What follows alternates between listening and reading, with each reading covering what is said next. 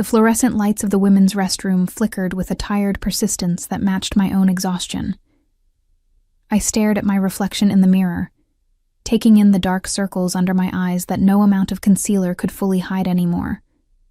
The tension etched into the corners of my mouth.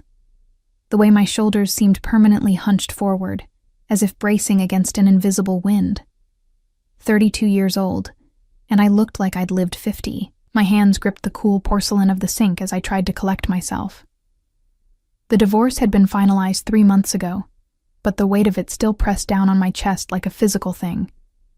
David had taken the house, most of our savings, and my belief that I could trust my own judgment. What he'd left me with was a mountain of legal fees I was still paying off. A cramped 2-bedroom apartment in a neighborhood I'd never imagined living in. And Clara. Always Clara. The thought of my daughter waiting for me at our small table near the back of the bar made me straighten my spine. Whatever I'd lost, whatever mistakes I'd made in trusting the wrong man, I'd gotten one thing absolutely right. Clara was smart, observant, funny, and kind. Everything good that remained in my life emanated from that 6-year-old girl with her braids and unicorn backpack. I'd brought her here tonight because Mrs. Chen, our elderly neighbor who usually watched Clara on the rare evenings I had client meetings, had called in sick. The bar wasn't my first choice for a child-friendly environment, but Marco Calabresi, the owner, was an old law school classmate who'd assured me the early evening crowd was tame, mostly business meetings and quiet conversations. He'd given us a corner table away from the main bar area, and Clara had been content with her coloring books and juice box while I reviewed contracts on my laptop. The Calabresi family had been fixtures in this neighborhood for generations. Everyone knew Marco's father had connections, though people were careful never to specify exactly what kind. The bar itself was elegant in that old-world way, all dark wood paneling, leather booths, and soft lighting that made everyone look slightly more prosperous than they actually were. It was the kind of place where deals were made with handshakes, and where questions about the nature of certain businesses were considered poor manners. I dried my hands on the plush towel by the sink, noting absently that even the bathroom amenities here were nicer than anything in my apartment. The thought made my chest tighten with a familiar mixture of shame and resentment. I'd worked so hard, done everything right. Law school, passed the bar on my first try, built a small but respectable practice helping small businesses navigate contracts and legal compliance. And somehow, I'd still ended up here, struggling to pay rent, taking meetings in bars because I couldn't afford proper office space anymore. The door to the restroom swung open, and a woman in an expensive-looking dress entered, giving me a brief, disinterested glance before disappearing into a stall. I took that as my cue to leave, smoothing down my own dress, a simple navy sheath that I'd bought on sale 3 years ago, and had worn to every professional meeting since. It was professional enough, I told myself. It would have to be. As I walked back through the dim corridor toward the main room, I could hear the low murmur of conversations, the clink of glasses, the occasional burst of laughter that sounded more strategic than genuinely amused. This was where deals happened, where futures were decided over expensive scotch and careful words. I emerged into the main room and immediately looked toward our corner table, a habit so ingrained that I did it without thinking. Clara should have been there, blonde head bent over her coloring book, completely absorbed in staying inside the lines with that intense concentration she brought to everything. The table was empty. My heart did that horrible lurching thing it did whenever I couldn't immediately locate my daughter in a public space. I scanned the bar area, the nearby tables, the entrance. Nothing. The coloring books were still spread across our table, Clara's juice box sitting beside them, but my daughter was nowhere in sight. "Clara?" I called out, trying to keep the panic from my voice as I moved quickly toward the table. "Clara, where are you?" A few heads turned in my direction, mild curiosity on their faces, but no one seemed particularly concerned about a missing child.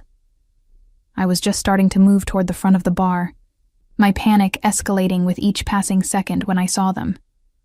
In the private alcove near the back of the bar, separated from the main room by a semi-transparent partition of frosted glass. A scene was unfolding that made absolutely no sense to my frightened mother brain. Clara, my sweet, shy, usually obedient 6-year-old daughter, was standing beside a table occupied by 3 men in expensive suits. Her small hand was tugging on the sleeve of one of them, a man whose back was to me, but whose shoulders suggested he spent considerable time in a gym. I hurried toward them, my sensible heels clicking too loudly against the hardwood floor, drawing more attention than I wanted. As I got closer, I could hear Clara's voice, that peculiar mixture of childish innocence and surprising wisdom that she'd somehow developed despite her young age. "You should check it again, sir," she was saying earnestly, her small face serious. "My mommy always says you have to read things twice, or someone might try to trick you." The man she was addressing had gone completely still. The other 2 men at the table looked shocked, frozen in place like they'd witnessed something impossible. And then the man Clara was talking to slowly turned his head, and I got my first clear look at his face. Adriano Moretti. I knew who he was. Everyone in this city knew who he was, even if they pretended not to. The newspapers were careful about what they printed, calling him a prominent businessman or real estate developer. But the truth was an open secret, whispered in the right circles. Adriano Moretti controlled half the Italian district, and his influence extended far beyond legitimate business ventures. He was dangerous, powerful, and absolutely not someone whose business meeting should be interrupted by a 6-year-old girl. He was also, I realized with a detached sort of observation, devastatingly handsome in a way that seemed almost unfair. Dark hair swept back from a face that could have been carved from marble, all sharp angles and intense features. Even sitting down, he radiated a kind of controlled power that made the air around him feel charged. The watch on his wrist probably cost more than my car, and the tailored charcoal suit he wore moved with his body like a second skin. His eyes, when they met mine over Clara's head, were storm gray and utterly unreadable. For a moment, nobody moved. I stood there, my mouth dry, my heart pounding, trying to formulate words that would somehow apologize for my daughter's intrusion without making things worse. Then, Adriano Moretti did something completely unexpected. He looked down at Clara, not with the irritation or anger I'd been bracing for, but with something that looked almost like curiosity. "Your mother taught you to read contracts twice?" he asked, his voice surprisingly gentle. Clara nodded enthusiastically. "She says the important stuff is sometimes hiding in the middle, where people think you won't look very hard." A muscle twitched in his jaw. He glanced down at the document spread across the table in front of him, a thick contract with multiple pages, some of them already bearing signatures. Then he looked back at Clara, and something in his expression shifted. "I'm so sorry," I finally managed to say, my voice coming out higher than normal. "Clara, sweetie, you can't just interrupt people's meetings. Come here, please." But Adriano held up one hand, a gesture that was simultaneously polite and commanding, the kind of movement that suggested he was very accustomed to being obeyed. "One moment," he said, not taking his eyes off the contract. He began flipping through the pages, this time reading with obvious focus, his finger tracing lines of text. The other 2 men at the table exchanged glances, their expressions shifting from shock to something that might have been nervousness. The silence stretched on, broken only by the rustle of pages turning. I wanted to grab Clara and leave, to get as far away from this situation as possible, but something kept me frozen in place. Maybe it was the intensity of Adriano's focus, the way his entire demeanor had changed from relaxed to razor-sharp. Maybe it was the growing tension emanating from the other 2 men. Then Adriano stopped on a page about 2/3 through the document. His eyes narrowed. He read something, read it again, and when he looked up at the 2 men across from him, his face had gone absolutely cold.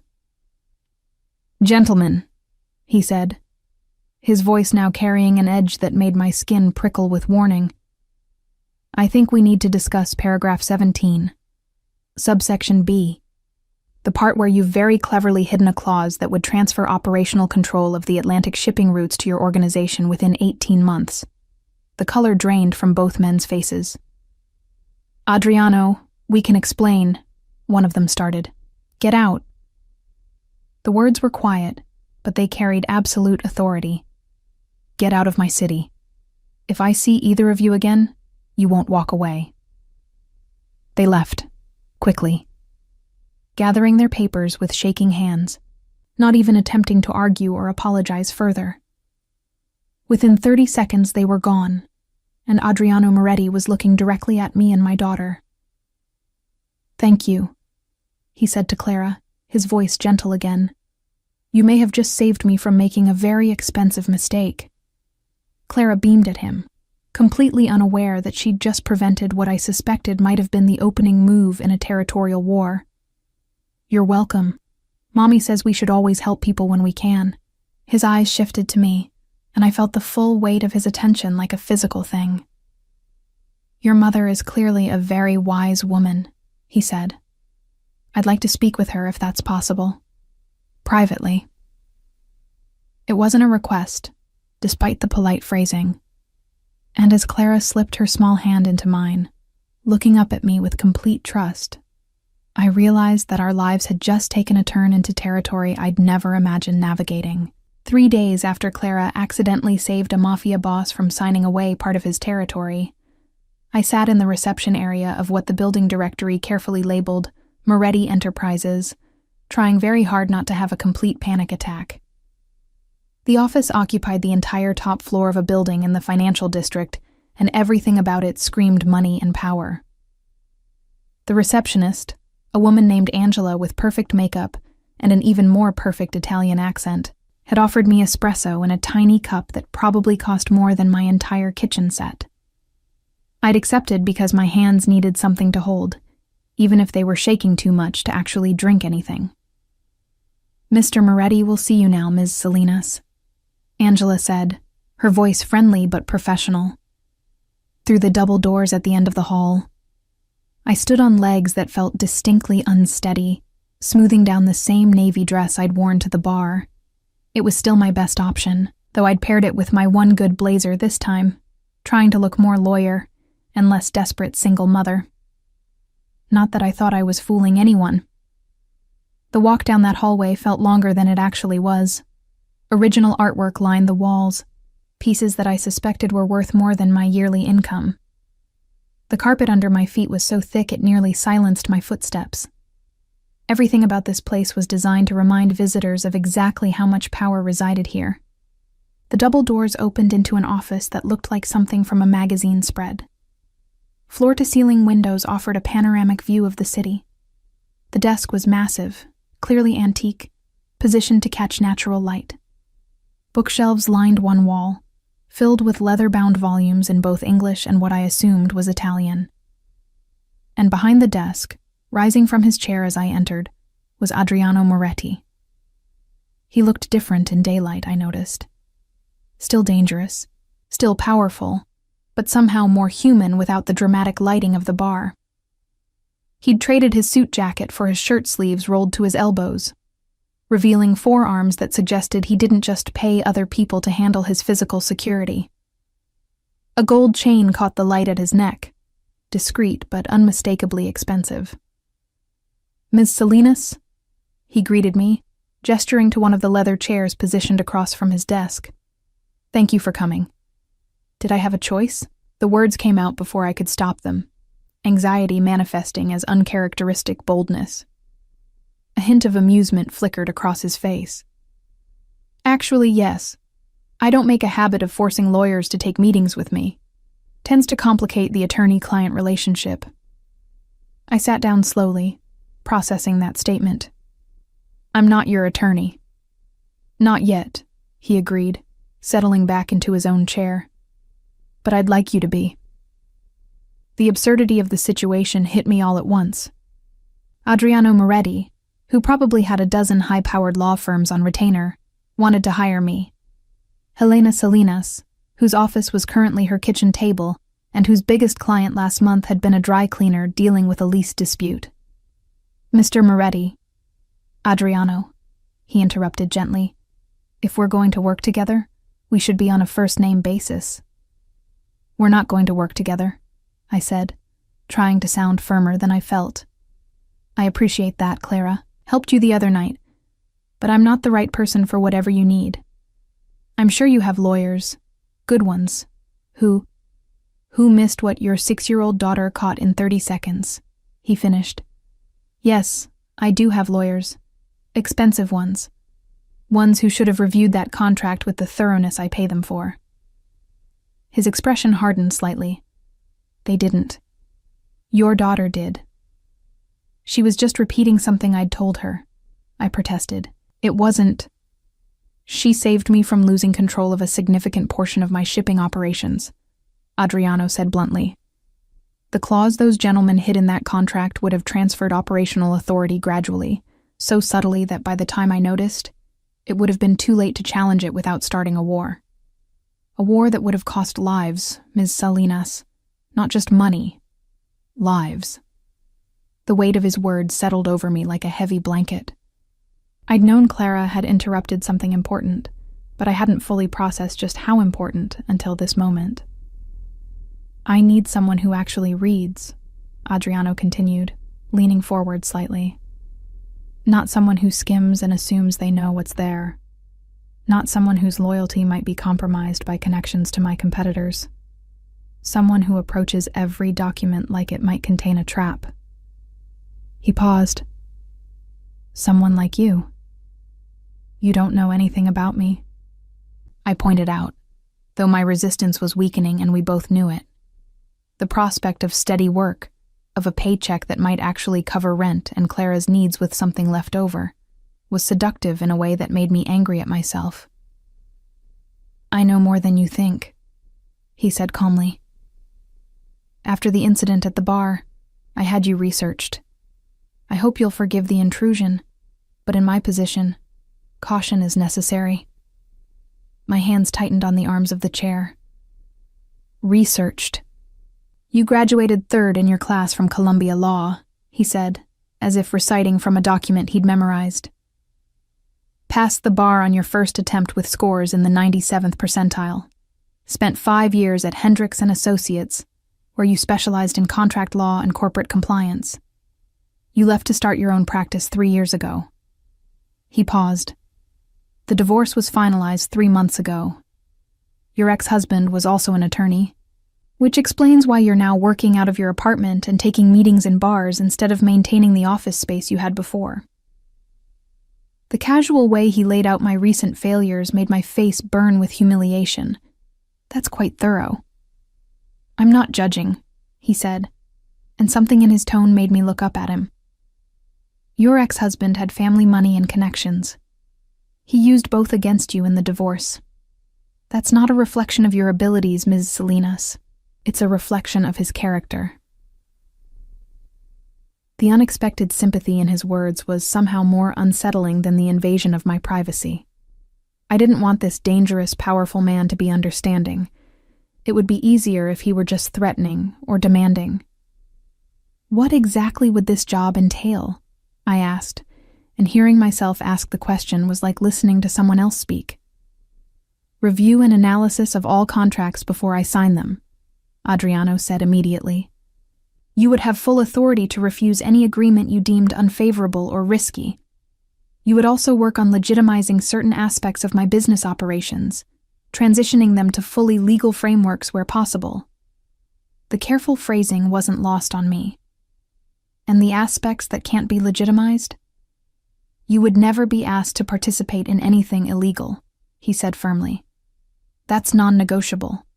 Your job would be to keep me and my organization on the right side of the law wherever possible, and to protect us legally when we're operating in gray areas. There's a difference between gray areas and illegal activity, I said. Yes, he agreed.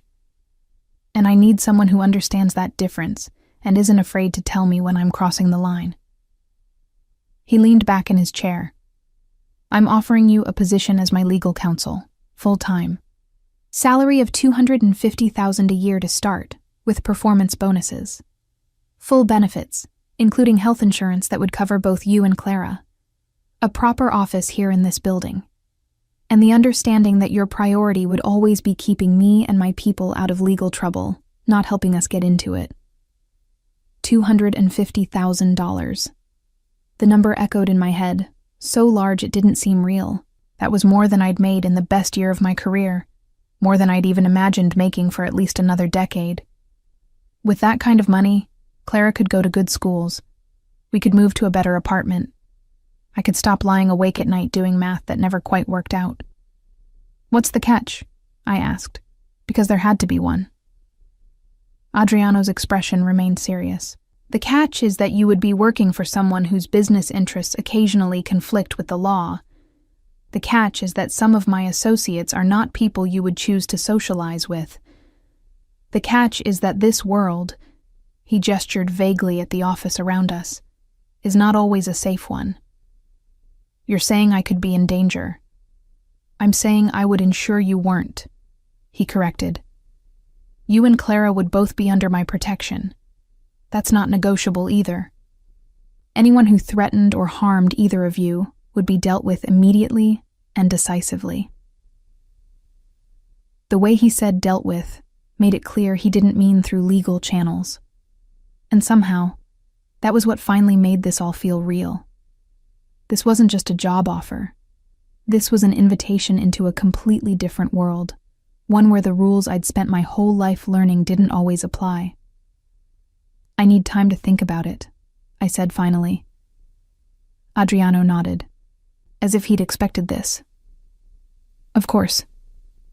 Take a week. Talk to Clara's school. Look at the office space I'm offering. Consider what this would mean for your future." He stood, moving around the desk to hand me a business card. "This is my private number. When you've made your decision, call me directly." I took the card, the weight of it heavier than paper should be. As I stood to leave, he spoke again. "Ms. Salinas, Helena," he said, and the use of my first name made me pause. "I'm not asking you to compromise your principles. I'm asking you to help me live up to higher ones. Think about that." I left his office with my head spinning, the business card burning a hole in my purse, and a decision looming that I knew would change everything. I called him 5 days later, at 2 a.m, when I couldn't sleep because Mrs. Chen had knocked on my door that evening to quietly inform me that our landlord was planning to raise the rent by 40%. She'd overheard him talking to another tenant, had wanted to warn me before the official notice arrived. The kindness in her weathered face had made me want to cry. Adriano answered on the second ring, his voice alert despite the hour. "Helena, how did you know it was me?" I asked, then realized how stupid the question was. Of course he knew. He probably had my number programmed into his phone within minutes of giving me his card. "Can't sleep?" he asked instead of answering. "I want to see the office," I said. "The one you mentioned, before I make a final decision." "Now?" There was amusement in his voice, but not mockery. "Is that a problem?" "Not at all. I'll send a car for you in 20 minutes. I should have protested. Should have said tomorrow would be fine. But something in me needed to see it now, in the dark hours when the truth felt closer to the surface. "I'll be ready." The car that arrived was sleek and black, driven by a man named Marco who barely spoke, except to confirm my name. The city looked different at this hour, emptier but somehow more honest, stripped of its daytime pretense. We pulled up to the same building I'd visited before, but now the streets around it were quiet, the windows of neighboring buildings dark. Adriano met me in the lobby, dressed casually in dark jeans and a black sweater that probably cost more than my entire wardrobe. His hair was slightly disheveled, as if he'd been running his hands through it, and I realized with a start that he looked more approachable like this, more human and less like a figure from a crime drama. "Thank you for coming," he said simply, leading me to the private elevator. We rode up in silence, the numbers climbing steadily toward the top floor. When the doors opened, He led me not to his office, but to a different suite of rooms I hadn't seen before. He opened the door and switched on the lights, and I stepped into what could only be described as a dream office. It was smaller than his, but still spacious, with windows offering a view of the river. The desk was solid wood, already equipped with a laptop and phone. Floor-to-ceiling bookshelves lined one wall, currently empty but waiting to be filled. There was a small conference table, a comfortable-looking couch, and in the corner, something that made my breath catch. A child-sized desk and chair, painted white with small flowers decorating the sides. A basket of art supplies sat beside it, along with a neat stack of coloring books and children's books. "For when Clara needs to be here," Adriano explained, watching my reaction. "Angela's daughter is about the same age. She helped me choose the furniture." I walked slowly to the small desk, running my fingers over the smooth surface. The books in the stack were all ones Clara loved, fairy tales and adventure stories and picture books about brave girls. Someone had paid attention to details that shouldn't have mattered, but somehow did. "Why are you doing this?" I asked, not turning around because I wasn't sure I could maintain composure if I looked at him. "Really. The salary, the office, all of this. You could hire anyone." "But I don't trust anyone," he said quietly. "Trust is earned, Helena. It's not bought or demanded. And your daughter, without even knowing what she was doing, earned my trust in 30 seconds. That tells me something about how you raised her, about your judgment, about your character." I finally turned to face him. He'd moved to lean against the doorframe, his posture relaxed, but his eyes intense. "I did research too," I admitted. "After you offered me the job, I talked to people who know about your businesses, about your reputation." "And what did you learn?" he asked, and I couldn't tell if he was curious or concerned about what I might have discovered. "That you're dangerous," I said honestly. "That you control territory and influence that extends far beyond legal businesses. That people who cross you tend to disappear." I paused. "But also that you keep your word. That you protect the people who work for you. That you have rules you don't break. And one of them is that women and children are never acceptable targets." Something flickered in his eyes at that last part. "My mother," he said quietly, "was caught in crossfire between my father's organization and a rival family when I was 12. She survived, but barely. I was there. I saw what it cost her, what it cost all of us." His jaw tightened. "I made a promise that day that no one under my protection would ever experience that kind of violence. I've kept that promise for 20 years. The rawness in his voice surprised me. This wasn't the controlled, powerful man from the bar, or even the shrewd businessman from his office. This was someone who'd been shaped by trauma, who'd built rules around his wounds.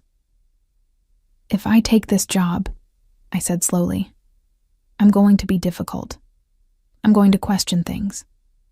I'm going to tell you no when I think something is too risky or crosses ethical lines I'm not comfortable with." "I'm counting on it," he replied. "I need someone who will be difficult, someone who isn't afraid of me." "I am afraid of you," I corrected. "But I'm more afraid of not being able to take care of my daughter. More afraid of the rent increasing again while my savings disappear. More afraid of Clara growing up watching me fail over and over." Adriano straightened from the doorframe, closing the distance between us until he was standing close enough that I could see the gold flecks in his gray eyes. "You're not a failure, Helena. You're a mother doing everything she can for her child, in a system designed to make that as difficult as possible." His voice softened. "Let me help. Not because you owe me anything, but because you deserve the same protection I offer everyone who works for me." "I can't be owned," I warned him, "because I needed that boundary clear from the beginning. I won't be controlled or manipulated. If I stay, it's because I choose to, every day." "I wouldn't want you any other way," he said, and extended his hand. "So, do we have a deal?" I looked at his hand, strong and scarred, and offering me a lifeline I'd never expected. Behind him, through the window, the city was starting to show the first hints of dawn, light creeping across the skyline. A new day. A new beginning. I took his hand. We have a deal. His grip was firm, warm, and lasted a moment longer than strictly professional. Welcome to Moretti Enterprises, counselor. I think you're going to change everything around here.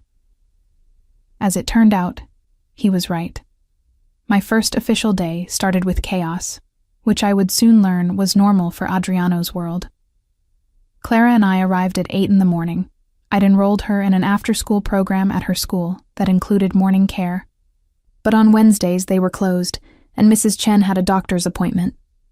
Adriano had told me to bring Clara when needed, so I did, expecting perhaps to be shown to my office and given a stack of documents to review. Instead, I walked into what could only be described as controlled pandemonium. Adriano's main conference room was packed with men in expensive suits, all talking at once in a mixture of English and Italian. Voices were raised, though not quite to shouting. The tension in the air was thick enough to choke on. Angela intercepted me in the hallway. Thank God you're here. Adriano's been asking for you for the past hour. I wasn't supposed to start until 8, I said, confused and already feeling defensive. Crisis doesn't follow a schedule, she replied, not unkindly. She looked down at Clara. Hello, sweetheart. Would you like to help me with some very important filing while your mother is in the big meeting? Clara looked up at me, uncertain. I hesitated. She was my daughter, my responsibility, and I barely knew these people. But Angela's smile was genuine, and I caught sight of a framed photo on her desk, showing a young girl about Clara's age. Is that okay, baby? I asked Clara. I'll just be down the hall. Clara, who was braver than I'd given her credit for, nodded. I can help file. I'm very good at alphabetizing. I bet you are, Angela said warmly, taking Clara's hand. Come on, I'll show you my daughter's desk. She's at school right now, but I think she wouldn't mind sharing. As they walked away, I turned toward the conference room, my stomach churning with anxiety. This was it, my first real test. I straightened my shoulders, checked that my blazer was properly buttoned, and walked in. The conversation died the moment I appeared. Every head in the room turned toward me, and I felt the weight of multiple assessing gazes. These were men used to power, used to control, used to women existing in very specific roles in their world. Junior lawyer was not typically one of those roles. Gentlemen, Adriano said from the head of the table, his voice cutting through the awkward silence with effortless authority. This is Helena Salinas, my new legal counsel. She has full authority to review, approve, or reject any agreements we enter into. Her judgment on legal matters supersedes all others in this room, including mine. The declaration was bold enough that several men's eyebrows rose. One of them, a silver-haired man who exuded old money confidence, leaned back in his chair. No disrespect, Adriano, but we're in the middle of a time-sensitive negotiation. Perhaps Ms. Salinas could familiarize herself with the situation and we could reconvene. Helena stays, Adriano interrupted firmly. Catch her up, Sal. The man who'd spoken, Sal, sighed but nodded. We're negotiating a partnership agreement with the Delacroix organization out of New Orleans. They want access to our Northeastern distribution network in exchange for exclusive rights to their Gulf Coast ports. The deal is worth roughly $8 million annually to both sides. Let me see the contract, I said, moving to take an empty chair near the middle of the table. Someone slid a thick document across the polished wood toward me. I opened it and immediately understood why they'd been arguing for however long they'd been at this. The contract was a mess. Pages of dense legal language that seemed designed to obscure rather than clarify. Red flags jumped out at me within the first few pages. This is unacceptable, I said after scanning through the first section. The room went silent again. Sal's face darkened. Excuse me? Page 3, paragraph 7, I said, not looking up from the document. The liability clause is structured so that any legal complications arising from operational difficulties, and I'm using their quotation marks here, would fall entirely on Moretti Enterprises. Operational difficulties is deliberately vague language that could encompass anything from shipping delays to federal investigations. I flip to another section. Page 9 creates a binding arbitration clause that mandates all disputes be resolved by an arbitrator mutually agreed upon by both parties. But page 15 specifies that said arbitrator must be licensed to practice in Louisiana, which creates a home court advantage for Delacroix. And page 21. I looked up now, meeting the eyes of the men around the table. Page 21 includes a non-compete clause that would prevent Moretti Enterprises from engaging in similar business arrangements with any other Gulf Coast organizations for a period of 10 years. 10 years of being locked out of an entire region because of vague language. Adriano leaned forward, his expression intent. I thought the non-compete was 5 years. It was in the draft they sent last week. One of the other men confirmed. They must have changed it. They did, I confirmed, along with about 15 other modifications, all of which favor Delacroix. This isn't a partnership agreement. It's a trap dressed up as an opportunity. Sal looked like he might explode. We've been negotiating this deal for 6 months. The Delacroix family has significant influence in the South. Walking away now could create bad blood. Signing this would create worse than bad blood, I countered. It would give them leverage to essentially control your southern expansion for the next decade, while making you liable for any of their operational problems. The room erupted again, some men agreeing with my assessment, others insisting we couldn't afford to alienate potential allies. I sat quietly, waiting for the noise to die down, watching Adriano. He was watching me too, I realized. Not with anger or frustration, but with something that looked almost like satisfaction. When the arguing reached a fever pitch, he simply raised one hand, and immediate silence followed. The casual display of power was startling. Helena, he said calmly, what would you recommend? Reject it entirely and start over, I said immediately.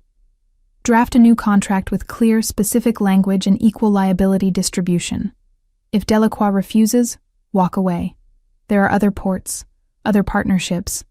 This particular one isn't worth signing away your future. For a long moment, Adriano didn't respond.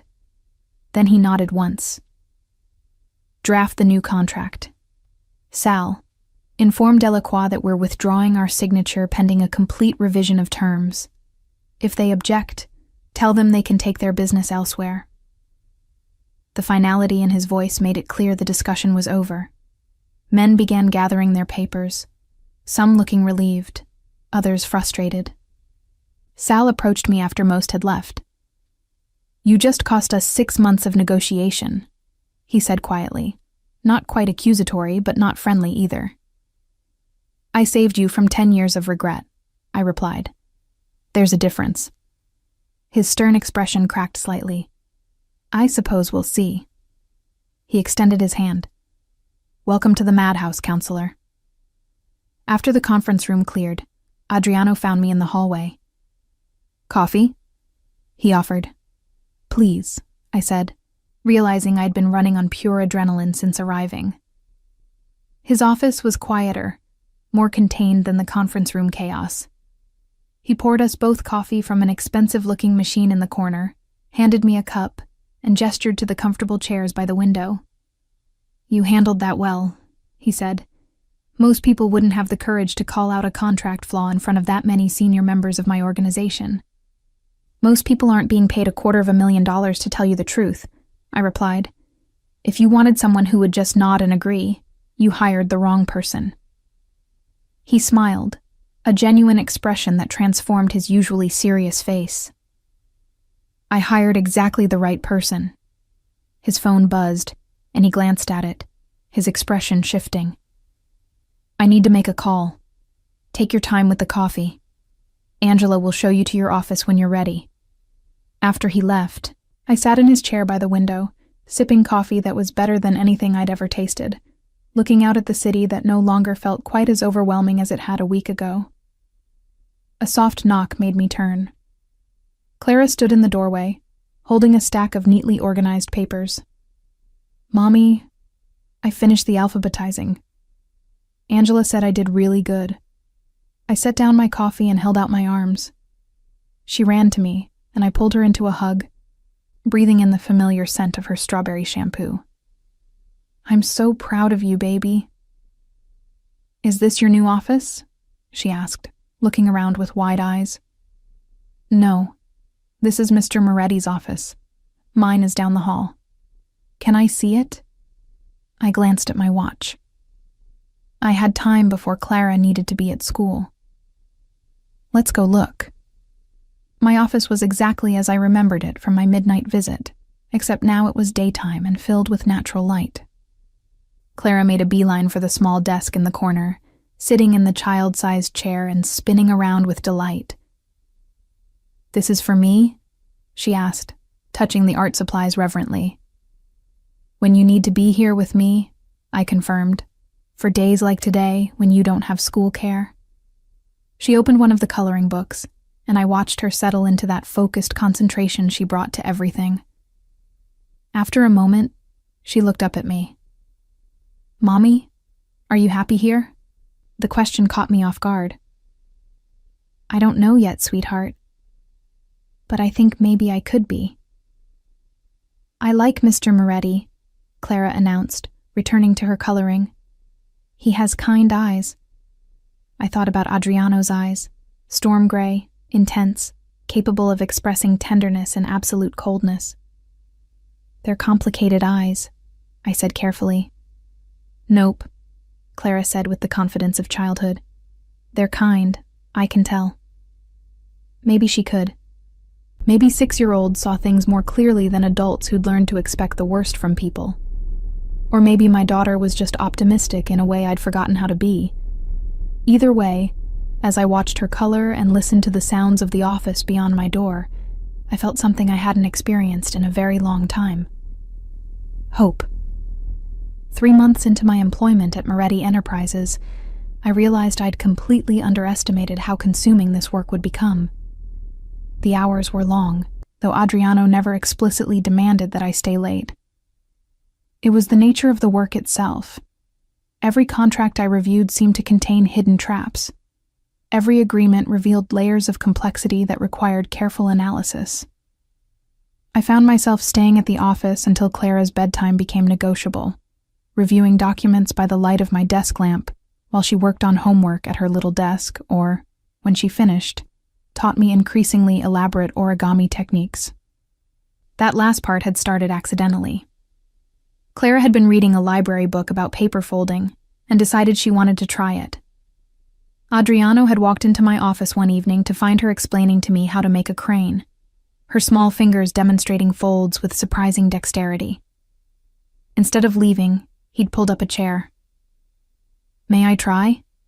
he'd asked Clara, his voice gentle in a way I'd rarely heard it. She'd beamed at him. "You have to be really careful with the corners. That's the most important part." Now, 2 months later, my office windowsill displayed an entire menagerie of origami animals that Adriano and Clara created during the evenings when work kept me late.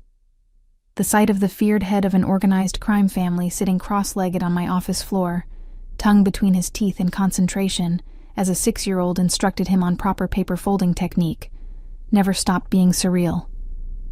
"Your elephant's trunk is crooked," Clara would tell him seriously, and he would accept the critique with more grace than I'd seen him show anyone else, carefully unfolding and refolding until she approved. The staff had noticed. Angela whispered to me once that she'd never seen Adriano like this. Patient, playful, almost boyish in his determination to master whatever Clara taught him. The fierce loyalty that his people felt toward him seemed to deepen as they witnessed this side of him, as if seeing him be gentle with a child confirmed something they'd hoped was true. But it wasn't all origami and slowly building trust. The work itself was revealing aspects of Adriano's world that I wasn't sure I was equipped to handle. Take the meeting I'd walked into last Tuesday. Adriano had asked me to review a consulting agreement with someone named Dmitry Volkov. The contract had seemed straightforward enough, standard terms for business advisory services, until I'd noticed the payment structure. The fees were structured in a way that looked suspiciously like money laundering, with multiple shell companies acting as intermediaries. I'd confronted Adriano about it in his office after everyone else had left. "This isn't a consulting agreement," I'd said, sliding the document across his desk. "This is a payment scheme designed to obscure the origin and destination of funds." He'd looked at me steadily. "Dmitry operates businesses that exist in gray areas. The payment structure allows him to receive compensation in a way that doesn't trigger banking alerts or regulatory scrutiny. It's money laundering, Adriano." "It's financial privacy," he'd corrected. "Everything about it is technically legal. The shell companies are registered correctly. The payments are reported to appropriate tax authorities. But yes, the structure is designed to make tracking the money difficult." I'd stood there, conflict churning in my stomach. "You promised I wouldn't be asked to participate in anything illegal." "And I'm keeping that promise," he'd said quietly. "This isn't illegal, Helena. It's just complicated. But if you're uncomfortable with it, I won't sign it. That's why you're here, to be my conscience when mine gets cloudy." The fact that he'd given me that power, that genuine authority to refuse, had surprised me. And ultimately, after another 2 hours of research into the legality of the payment structure, I'd let it proceed with modifications that made me more comfortable. But the incident had reminded me that I was walking a tightrope between legitimate business and something darker, and the line between them was thinner than I'd thought. Tonight was another late evening. Clara had finished her homework and was now folding paper with intense focus. Adriano sat across from her, mirroring her concentration. I should have been reviewing the contract in front of me, but instead found myself watching them. "Like this?" Adriano asked, showing Clara a partially folded piece of paper. "Almost," she said, reaching over to adjust one of his folds. "You have to make sure both sides match exactly, or it won't look right." "Perfectionist," he teased gently. "Mommy says, if you're going to do something, do it right," Clara replied, completely serious. "Otherwise, what's the point?" His eyes flickered to me briefly, something warm in his expression. "Your mother is very wise." I felt heat rise to my cheeks and deliberately focused on the contract in front of me. Over the past 3 months, something had shifted between Adriano and me. It wasn't romantic, not exactly, but it wasn't purely professional either. There was a comfort that had developed, a familiarity built from late nights in adjacent offices, from his patience with Clara, from the way he'd immediately approved when I asked for time off to attend her school play, telling me that family always came first. Sometimes I caught him looking at me with an expression I couldn't quite interpret. Something thoughtful and intent that made my pulse quicken before I remembered exactly who he was and what he represented. "Mommy, look!" Clara held up a perfect paper crane, her face glowing with pride. Mr. Adriano made one all by himself. "It's beautiful," I said honestly, watching as Adriano's serious expression softened into genuine pleasure at her approval. "For you," he said, offering it to Clara. "Your collection is missing this color." She accepted it reverently, adding it to the display on the windowsill. As she arranged it among the others, Adriano stood and moved to where I sat at my desk. "You should go home," he said quietly. "It's almost 8. Clara needs dinner and sleep." "I'm almost done with this contract review," I protested, even though my eyes were starting to blur from staring at dense legal language for hours. "It can wait until morning," he insisted. "I'll have Marco bring the car around." Over the months, I'd stopped arguing about the car service. Initially, I'd protested that I could take the subway like I always had. Adriano had explained, patiently, that as his legal counsel, I was afforded certain protections, and one of them was not traveling on public transportation where I was exposed and vulnerable. The first time someone at the subway station had recognized me, had called out Moretti's lawyer with a mixture of respect and wariness, I'd understood his point. "Thank you," I said, gathering my things. "Clara, time to pack up."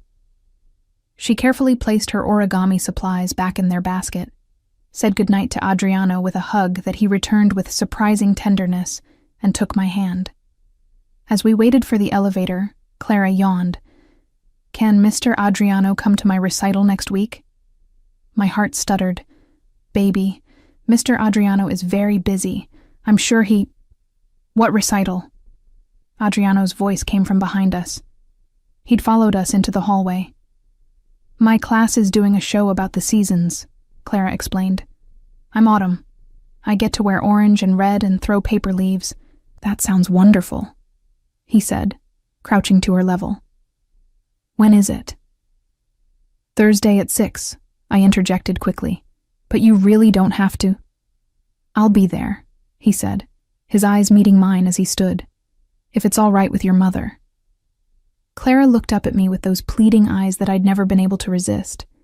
"Can he come, Mommy? Please?" How could I explain that inviting him into more of our personal life felt dangerous? That I was already struggling to maintain boundaries between professional and personal? That watching him be gentle with my daughter was starting to make me feel things I had no business feeling? "Of course he can come," I heard myself say, "if he wants to." "I want to," Adriano confirmed, and the quiet certainty in his voice sent warmth through my chest. The recital turned out to be surprisingly emotional. Clara was adorable in her autumn costume, throwing her leaves with dramatic flair. But what caught me off guard was looking over during the performance to find Adriano filming it on his phone. A small smile on his face, completely absorbed in watching my daughter pretend to be a falling leaf. After the show, Clara ran to us, throwing herself into my arms. "Did you see me? Did you see?" "You were perfect," I assured her, kissing the top of her head. "You were brilliant," Adriano agreed. "A truly convincing autumn," she giggled, then looked between us with that assessing gaze children sometimes have. "Are you guys friends now?" The question hung in the air. Adriano's eyes met mine, and I saw my own uncertainty reflected there. "Yes," he said finally. "I think we are." And somehow, impossibly, it was true. The thing about building a life inside someone else's world is that you don't notice how much of your old identity you've shed until something forces you to confront it. For me, that moment came 5 months into my employment at Moretti Enterprises, on a Tuesday that started like any other and ended with everything changing. I was reviewing a commercial lease agreement in my office, Clara absorbed in her coloring at her small desk, when Angela's voice came through the intercom with an unusual tension. "Helena, you need to come to Adriano's office immediately." The urgency in her tone made my stomach clench. I looked at Clara. "Stay here, baby. I'll be right back." She nodded, already focused on staying inside the lines of her picture. I found Adriano standing by his window, his posture rigid in a way I'd learned to recognize as barely contained fury. 3 other men stood in his office, his head of security, his second in command, and someone I didn't recognize wearing an expensive suit and an expression that screamed law enforcement. "Helena," Adriano said without turning around. "This is Detective Mark Rossi with the Organized Crime Task Force. He has some questions he'd like to ask you." My blood ran cold. This was it. The moment I'd half expected since taking this job. The moment when my professional association with Adriano would cross a line I couldn't uncross. "Ms. Salinas," Detective Rossi said, his tone professional but not unfriendly. "I understand you're legal counsel for Moretti Enterprises." "I am," I confirmed, forcing my voice to remain steady. Then you should know that we're conducting an investigation into potential racketeering activities. We have reason to believe that several contracts facilitated by this organization constitute money laundering and extortion. My lawyer brain kicked in, suppressing the fear. Do you have a warrant, detective? He smiled, not pleasantly. Not yet, but I will by end of day. I'm here as a courtesy to give Mr. Moretti the opportunity to cooperate voluntarily. How considerate, Adriano said, his voice dangerously soft. And what exactly does this cooperation entail? Full financial disclosure, Rossi replied. All contracts entered into within the past 6 months, details on business partners and affiliates, and testimony regarding the nature of your organization's activities. That's not going to happen, I said immediately. Mr. Moretti is willing to provide documentation as required by law through proper legal channels. He will not submit to an interrogation without his attorney present, and any financial disclosures will be made through official requests with appropriate legal review time. Rossi's eyes narrowed as he assessed me. Ms. Salinas, are you aware that obstructing a federal investigation carries significant penalties, including potential disbarment? The threat was clear. Cooperate or lose everything I'd worked for. My license, my career, my ability to support Clara. I'm also aware, I replied, keeping my voice level despite my racing heart, that you don't have authority to demand anything without a warrant, and that threatening an attorney for advising her client of his legal rights constitutes intimidation. For a long moment, nobody spoke. Then Rossi reached into his jacket, a movement that made Adriano's security immediately tense, and withdrew a business card. When you're ready to discuss this reasonably, call me. You have until Friday to produce the requested documents voluntarily. After that, we'll do this the hard way. He left, and the tension in the room didn't dissipate with his departure. Everyone out? Adriano said quietly, except Helena. When we were alone, he turned to face me fully. The fury I'd sensed earlier was still there, but beneath it was something that looked like concern. Are you all right? I just got threatened with disbarment, I said, my voice shakier than I'd meant it to be. So no, not really. He moved toward me, stopping close enough that I could see the gold flecks in his gray eyes. I won't let that happen. You can't promise that, I said. If they have evidence, if they build a case. They don't have anything, he interrupted firmly, because you've made sure every contract I sign is legitimate. You've been keeping me honest, Helena. That's exactly what I hired you for. But if they investigate, then they'll find a businessman conducting legal operations with thorough documentation and proper counsel, he said. You haven't done anything wrong. Neither have I, not in any way they can prove. This is intimidation, nothing more. I wanted to believe him, but I'd also spent 5 months learning exactly how thin the line was between legal and illegal in his world, how easily transactions could be interpreted multiple ways depending on who was looking. I have Clara to think about, I said quietly. If I lose my license. You won't, he insisted. I promise you, Helena, you won't lose anything because of me. A soft voice from the doorway made us both turn. Mommy? Clara stood there, her coloring book clutched to her chest, her small face worried. Are you okay? You sound upset. I immediately crossed to her, kneeling down to her level. I'm fine, baby. Just some complicated work stuff. Is Mr. Adriano in trouble? She asked, looking past me to where he stood. No, sweetheart, I assured her. Everything is going to be fine. But that night, after I'd tucked Clara into bed and sat alone in our apartment, the nicer one we'd moved into after I'd started working for Adriano, I couldn't shake the fear that had settled in my chest. I'd built a life here, a good life. Clara was thriving at her new school. I was paying my bills with money left over for the first time in years. I'd even started to feel something like happiness again, something I hadn't experienced since before the divorce. And all of it was built on the foundation of working for a man whose business existed in shadows, whose protection came with a price I was only now beginning to understand. My phone rang. Adriano's name appeared on the screen. "It's late," I said when I answered. "I'm assuming this isn't about a contract review." "I'm calling to tell you that tomorrow you're taking the day off," he said. "You and Clara." "Adriano, I can't just—" "You can, and you will," he interrupted gently. "You're stressed, you're worried, and you need time to think. Marco will drive you and Clara wherever you want to go. Do something normal, something that has nothing to do with my world." The kindness in his voice made my throat tight. "What about the documents Detective Rossi wants?" "I'll handle it," he said. "That's not your problem to solve." "It is if it affects my ability to practice law," I pointed out. "Helena," he said, and there was something in the way he said my name that made me pause. "Do you trust me?" It was a loaded question. Did I trust him?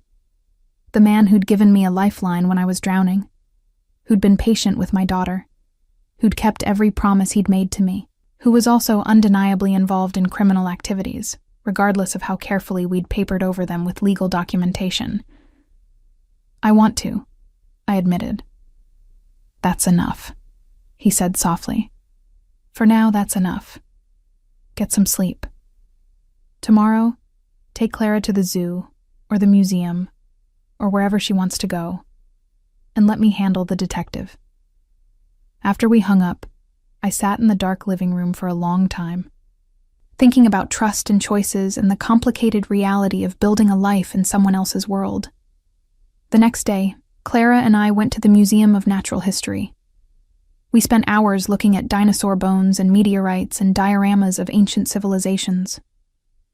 It was exactly what I needed, a reminder that there was a world beyond contracts and investigations, and the complicated feelings I'd developed for a man I had no business developing feelings for.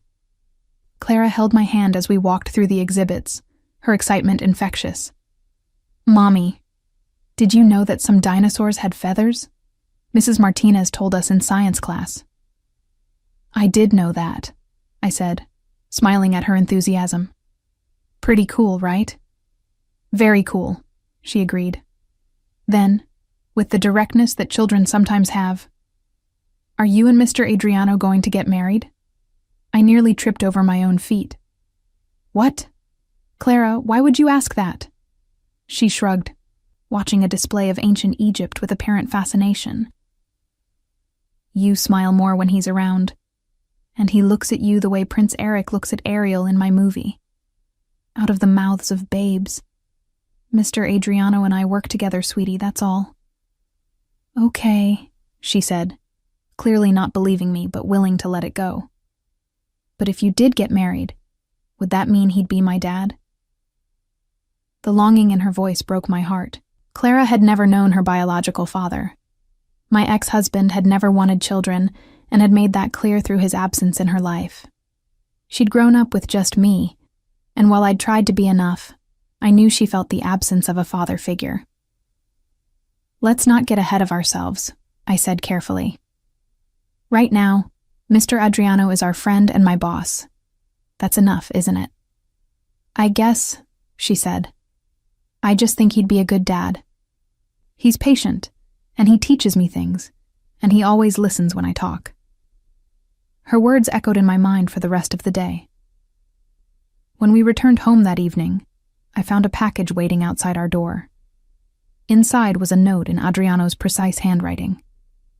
"The investigation has been resolved. Your license and career are safe. Enjoy your day off. You've earned it." I called him immediately. "What did you do?" "What I needed to do," he replied. "The contracts stood up to scrutiny because you made sure they were clean." Detective Rossi was fishing, hoping to find something that wasn't there. When his supervisors reviewed the documentation we provided, they concluded there was no basis for further investigation. "Just like that?" I asked skeptically. Just like that, he confirmed. Helena, I told you I wouldn't let anything happen to you or Clara. I meant it. Something in his voice made my next words come out before I could stop them. Why? Why do you care so much?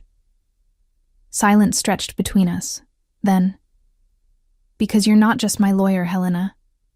You haven't been for a while now. My heart hammered against my ribs. Adriano? I'm not asking for anything, he said quickly. I just needed you to know. You and Clara, you've changed things for me. Made me remember that there's more to life than territories and contracts and maintaining control. You've made me want to be better. I closed my eyes, Clara's words from the museum echoing in my mind. He looks at you the way Prince Eric looks at Ariel. This is complicated, I said finally. I know, he replied, and I'm not asking you to simplify it or make any decisions about what this is. I just wanted you to know that you're safe, that you're protected, that you matter. After we hung up, I stood in my living room, package in hand, feeling the weight of choices I'd made and choices I still needed to make. Clara appeared in her pajamas, ready for bed. Is everything okay, Mommy? I pulled her into a hug, breathing in the familiar scent of her strawberry shampoo. Yeah, baby. Everything's okay. And for the first time in a very long time, I almost believed it. 3 weeks later, on a Wednesday evening when I was staying late to finish reviewing a particularly complex merger agreement, Adriano appeared in my office doorway with an expression I'd never seen before. Nervous, almost vulnerable. Clara had fallen asleep at her small desk, curled up with her head pillowed on her arms. The late hour had finally caught up with her endless energy. Can we talk? Adriano asked quietly, mindful of my sleeping daughter. I nodded, gesturing to the chair across from my desk. He sat, and for a long moment, didn't speak. Just studied Clara's sleeping form with something tender in his expression. She asked me today if I knew how to braid hair, he said finally, a small smile playing at his lips. Angela's daughter taught her a new technique, and she wanted to practice on someone. Did you let her? I asked, already knowing the answer from the slight disarray of his usually perfect hair. Of course, he replied. She's very determined. And surprisingly skilled for someone with such small hands. His expression grew more serious. Helena, I need to tell you something. The nervousness in his voice made my pulse quicken. Okay. Over the past 5 months, you've become essential. To my work, yes, but also to me personally. He paused, choosing his words carefully. I've spent my entire adult life building walls, maintaining control, never letting anyone get close enough to matter. And then you walked into my world with your daughter, and your principles, and your refusal to be intimidated by me. And somehow everything changed. I opened my mouth to respond, but he held up a hand. Let me finish. Please. I nodded, my heart hammering. I'm not a good man, Helena. I've done things I'm not proud of. Made choices that can't be unmade. My world is dangerous, and being part of it means accepting risks that most people would run from. His gray eyes met mine with painful honesty. But I want to be better. For you. For Clara. I want to be the man you both deserve. Adriano, I'm not asking you to make any decisions tonight, he continued. I just needed you to know how I feel. That what we have here, he gestured vaguely at the space between us. It's not just professional for me anymore. It hasn't been for a while. I looked at him, this powerful, dangerous man who'd somehow become patient and gentle with my daughter, who'd saved my career, who'd given me back a sense of purpose and security I'd thought I'd lost forever, who looked at me like I was something precious instead of something to be controlled. I'm scared, I admitted, of what this could mean, of what might happen if I let myself feel what I'm already starting to feel. I know, he said softly, and I'm not asking you not to be scared. I'm just asking you to consider the possibility that this, us, might be worth the risk. Clara stirred in her sleep, mumbling something about paper cranes. We both looked at her, and something passed between Adriano and me in that moment.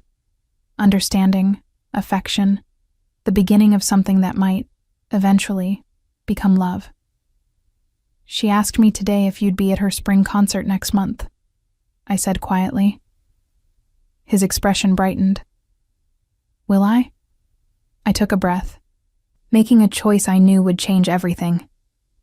Yes, but not just as my boss or even as our friend. I met his eyes directly.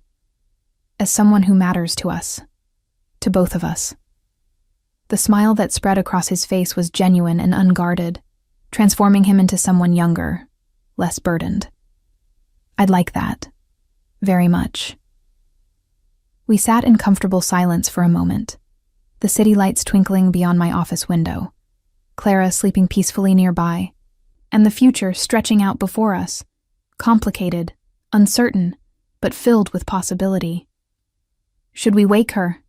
Adriano asked, gesturing to Clara. In a minute, I said. Let her sleep a little longer. He nodded, settling back in his chair, content to wait. And as I returned to my contract review, I found myself smiling, aware of his presence in a way that felt both new and familiar, like coming home to a place I'd never known I was searching for. Later, when it was time to wake Clara, Adriano was the one who gently shook her shoulder, who helped her gather her coloring supplies, who carried her sleeping form to the car when she proved too tired to walk. And as I watched him carefully buckle her into the back seat, adjusting the belt so it wouldn't dig into her shoulder, I thought about trust and choices, and the complicated reality of building a life not just inside someone else's world, but alongside them. Thank you, I said as he closed the car door softly. For what? He asked.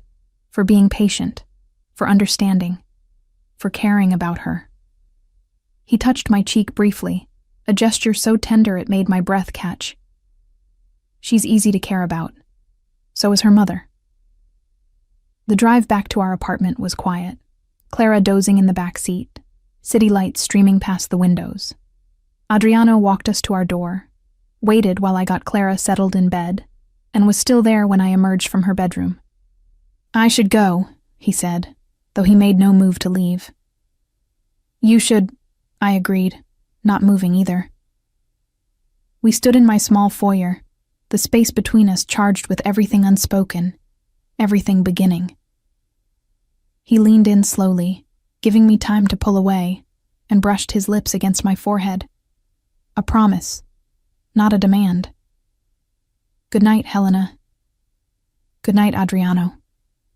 After he left, I stood for a long time with my back against the closed door, my hand pressed over my racing heart, thinking about a 6-year-old girl who'd warned a MAFIA boss to check his contract, about how that single moment had set in motion a chain of events that had somehow led here. To me, falling for a man I'd never expected to even meet, let alone trust. The next morning, I woke to find a text message waiting. Coffee? I'd like to discuss the Delacroix counter-proposal. Also Clara's spring concert. Also us. A. I smiled at my phone, my heart lighter than it had been in years, and typed back, yes to all 3, especially the last one. And somewhere in that moment between fear and hope, between the person I'd been and the person I was becoming, I made peace with the truth. Sometimes salvation comes from the most unexpected places, offered by the most unexpected people, and all we can do is be brave enough to accept it.